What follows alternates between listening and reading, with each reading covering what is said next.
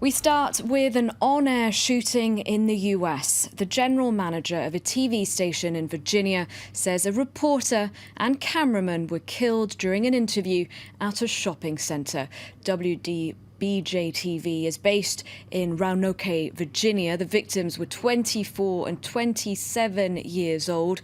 Video of the incident shows a reporter interviewing someone about tourism when several shots are fired. So far, we have no information on the shooter. Let's cross to Christophe Deloire from Reporters Without Borders. Hello, thanks very much for your time. What more can you tell us about this on-air shooting?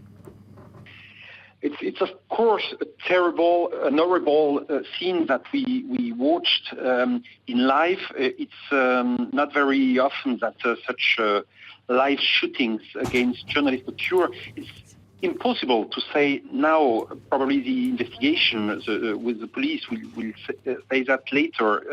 If those two journalists have been killed really in the course, they've been killed in the course of their jobs. But was the shooting linked to their job? It's impossible to say. The policemen will have to discover that soon.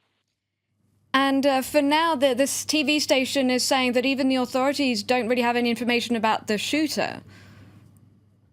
Yes, we don't have. It seems that this shooter is a man, but isn't under custody. I think it's. Last year, 66 journalists have been killed in the course of their jobs in the world, not in the United States. Of course, it happens very often. I was going to ask you about that. For now, we have no reason to believe that the journalists were specifically targeted. But if that were to be the case, would that be a first for the US?